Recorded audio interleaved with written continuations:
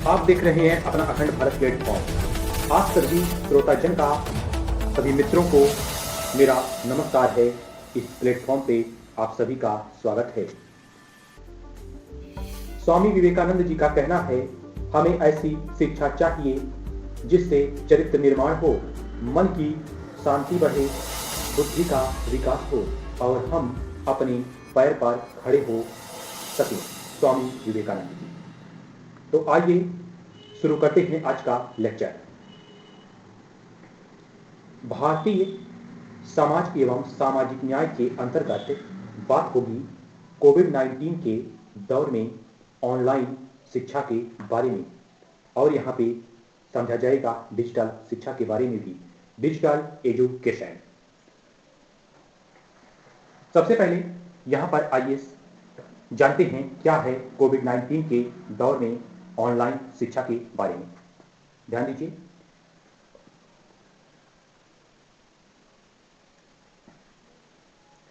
कोविड-19 corona काल में जो शिक्षा की ऑनलाइन शिक्षा प्रणाली, इसके बारे में थोड़ा समझते हैं। जैसा कि हम सभी जानते हैं, कोरोना काल आया था, एक वैश्विक स्तर पर कह सकते हैं पूरे विश्व में, पूरा विश्व इससे क्षतित हुआ है, इसके संक्रमण से प्रभावित हुआ है हर एक क्षेत्र। तो यहाँ पे बात करते हैं पॉइंट कोविड-19 रोकथाम के लिए, कोविड-19 रोकथाम के लिए जब देश भर में लॉकडाउन लागू किया गया, तो इसके तुरंत बाद राज्यों की सरकारों ने स्कूली शिक्षा को ऑनलाइन करने का प्रावधान शुरू कर दिया। इसमें एनजीओ जो गैर सरकारी संगठन है, जैसा कि एनजीओ के बारे में काफी विशेष जानकारी उपलब्ध कराई गई है भारत में, पूरे विश्व स्तर पर किस तरह से एक संगठन संस्था काम करती है। इसका सकारात्मक नकारात्मक दोनों रूपों को प्रस्तुत किया गया है। वीडियो उपलब्ध है, देख सकते हैं, समझ सकते हैं। तो यहाँ पे इसमें जो है एनजीओ फाउंडेशन और निजी क्षेत्र की तकनीकी शिक्षा कंपनियों को भी भागीदार बनाया गया उस समय, और आज भी बनी हुई हैं। इन सब ने मिलकर शिक्षा प्रदान करने के लिए संवाद के सभी उपलब्ध माध्यमों का इस्तेमाल शुरू किया। इसमें टीवी और डीडीएच चैनल और रेडियो, जो भारतीय आकाशवाणी है, देश का लोकप्रिय चैनल आकाशवाणी के नाम से विख्यात है, रेडियो प्रसारण और व्हाट्सएप और एसएमएस से और ग्रुप और प्रिंट मीडिया का भी सहारा लिया गया। आगे, इस ऑनलाइन शिक्षा को आपातकालीन रिमोट टीचिंग कहा जा रहा है। तो यह जो है, इस ऑनलाइन शिक्षा को आपातकालीन रिमोट टीचिंग कहा जा रहा है। ऑनलाइन एजुकेशन और इमरजेंसी ऑनलाइन रिमोट एजुकेशन में बहुत फर्क है। ऑनलाइन शिक्षा अच्छी तरह से अनुसंधान के बाद अभ्यास में लाई जा रही है। बहुत से देशों में तालीम का ये माध्यम कई दशकों से इस्तेमाल किया जा रहा है, ताकि पाठ्यक्रम को ऑनलाइन उपलब्ध कराया जा सके। इसके मुकाबले भारत के उच्च शिक्षण संस्थानों में इस ऑनलाइन शिक्षा की उपलब्धता काफी कम है। कोविड-19 महामारी ने लगभग हर क्षेत्र पर अपना अभूतपूर्व प्रभाव डाला है और मानव जीवन के सभी पहलुओं को प्रभावित किया है।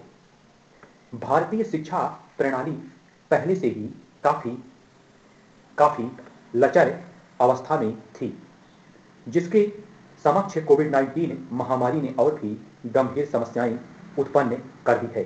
कोविड-19 महामारी और इसके कारण लगाए गए लॉकडाउन ने भारत में शैक्षणिक ढांचे की कमियों को उजागर किया है।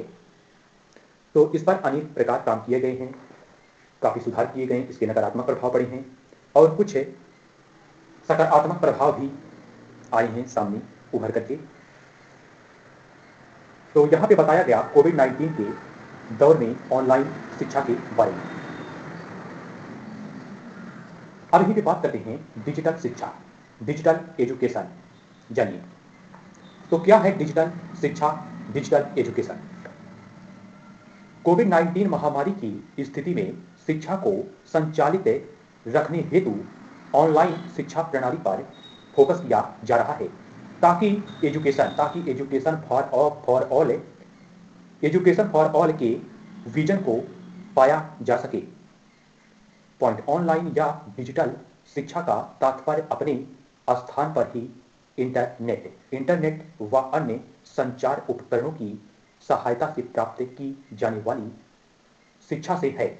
डिजिटल शिक्षा के विभिन्न रूप हैं जिसमें वेब आधारित यहाँ पे लर्निंग और मोबाइल आधारित लर्निंग या कंप्यूटर आधारित लर्निंग और वर्चुअल क्लासरूम इत्यादि शामिल है। आज सीखने सिखाने की प्रक्रिया में वीडियो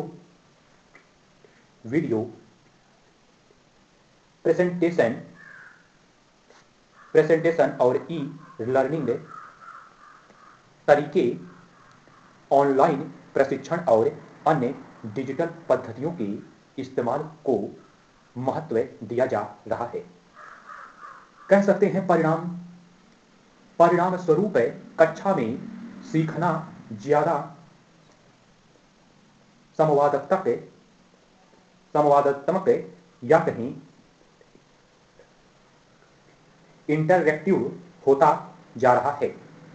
पॉइंट सीखने की प्रक्रिया बुनियादी तौर पर एक सामाजिक गतिविधि है, इसीलिए बच्चों को ऑनलाइन नेटवर्क के माध्यम से जुड़ने से रोकने के बजाय उन्हें सुरक्षा के साथ सीखने के लिए प्रोत्साहित किया जाने की आवश्यकता है।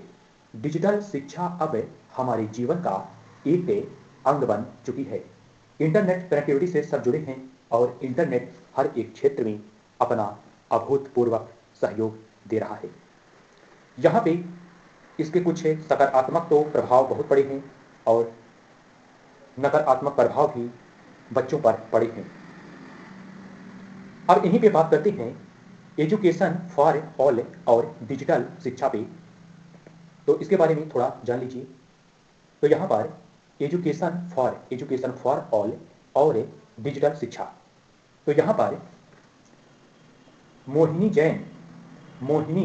जैन बनाम कर्नाटक राज्य विवाद में सन 1992 में सर्वोच्च न्यायालय ने अनुच्छेद 21 के तहत शिक्षा पाने के अधिकार को प्रत्येक नागरिक का मूल अधिकार बताते हुए ऐतिहासिक निर्णय दिया था। पॉइंट भारतीय संविधान में 86वें संविधान संशोधन अधिनियम 2002 के द्वारा अनुच्छेद 21 का कह सकते हैं आर्टिकल 21A जोड़कर 6 से 14 वर्ष तक के बच्चों के लिए अनिवार्य एवं निःशुल्क शिक्षा को मौलिक अधिकार के रूप में मान्यता देने संबंधी प्रावधान किया गया है। पॉइंट यदि सभी के लिए शिक्षा उपलब्ध करवाना है तो इसमें डिजिटल शिक्षा एवं महत्वपूर्ण कड़ी साबित हो सकती है, क्योंकि इसकी व्यापक पहुंच होती है। एक शिक्षक ऑनलाइन प्लेटफॉर्म के द्वारा एक ही समय में अधिक संख्या में विद्यार्थियों से जुड़ सकता है। पॉइंट इसके लिए सरकार को डिजिटल शिक्षा से संबंधित चुनौतियों एवं अवसरों पर फोकस करने की आवश्यकता है। तो यहाँ पर बताया गया है एजुकेशन फॉर ऑल और कह सकते हैं डिजिटल शिक्षा के बारे में। तो यहाँ पे बात हुआ डिजिटल शिक्षा के बारे में, डिजिटल शिक्षा, डिजिटल एजुकेशन के बारे में समझा गया है। और यहाँ पे सबसे पहले हमने यहाँ पर अध्ययन किया कोविड-19 के दौर में ऑनलाइन शिक्षा के बारे में। तो इस प्रकार से यहाँ पे भारतीय समाज एवं सामाजिक न्याय के अंतर्गत आज का यह लेक्चर कंप्लीट होता है। मिलेंगे अगले वीडियो में अगली जानकारी के साथ। तब तक के लिए अपने इस राघवेंद्र सत्य स्वतंत्र नागरिक को इजाजत दीजिए। जय हिंद, जय भारत।